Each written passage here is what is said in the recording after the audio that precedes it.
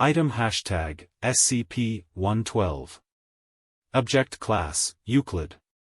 Special Containment Procedures, SCP-112 is contained within the abandoned amusement park designated site. Site is to be staffed with a standard complement of 12 armed guards dressed in designated amusetastic land garb to prevent civilian interference. SCP-112's power supply is housed within a standard Foundation prefab building with 2 high-security door locks and a standard staff of 6 security staff and 1 operator. Since all other rides in site are intentionally disabled, civilian intervention is low. As the anomalous properties of SCP-112 occur regardless of its condition, only mandatory maintenance work is to be done on SCP-112. This also ensures that local civilians treat SCP-112 and its surroundings as abandoned and ignored. All tests involving SCP-112 must be conducted with a portable toilet nearby, as well as a small table with basic food and drink items. Description: SCP-112 is a steel sit-down roller coaster, formerly known as the Blue Steel Surfer. Built in 19, SCP-112 was marketed as the crown jewel of the amusement park.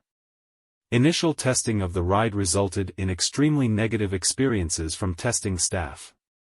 When these reports became public knowledge, the financial repercussions of the failure of the Steel Surfer resulted in the parent company of the amusement park going bankrupt.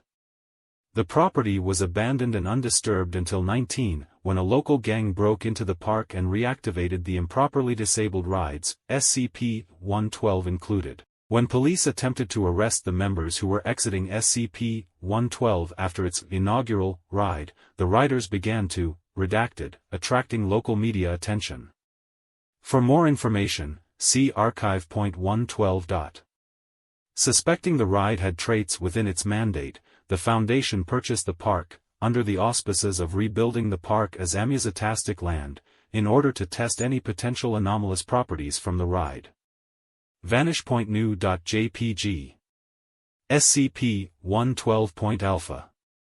When SCP-112 is started, the ride functions as expected until Point Alpha, its primary drop. When a car reaches Point Alpha, the train vanishes. After 3 minutes, the estimated time the train would normally take, the train rematerializes at Point Omega, 3M from the coaster's starting point. Human subjects riding SCP-112 have a drastically different experience compared to outside observation. The time frame between Point Alpha and Point Omega is massively extended, with subjective ride times ranging from 4 minutes to months. The properties of the ride also vary from person to person. Most subjects report elements on the ride that do not exist on the ride proper. Like batwings, cobra rolls, and inclined loop, subjects do not have any sense that the rest of the world is alien or otherwise different, only the ride experience is different. Upon exiting the ride, subjects typically experience feelings of confusion and ill health, depending on the subjective time they spent riding SCP-112. These feelings are based not on any physical maladies but the subjective experience of dealing with a physical malady for an extended period of time.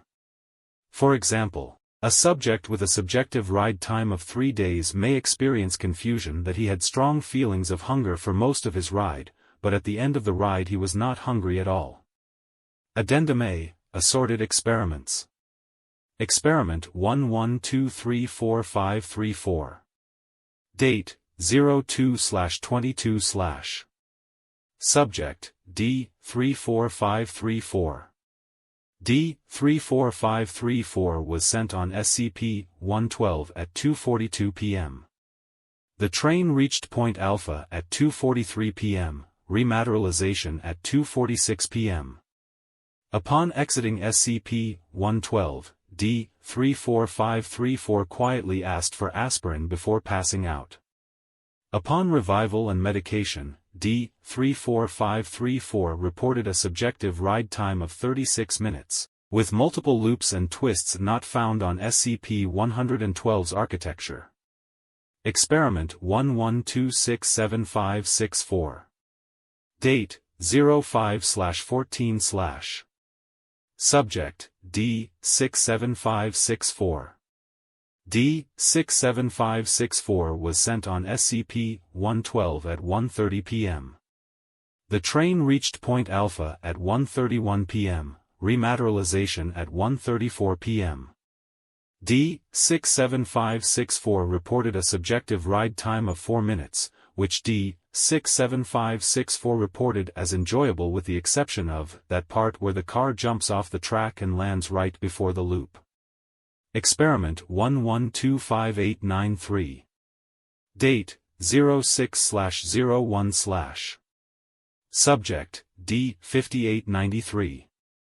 D-5893 was sent on SCP-112 at 12:30 p.m. The train reached Point Alpha at 12:31 p.m., rematerialization at 12:34 p.m.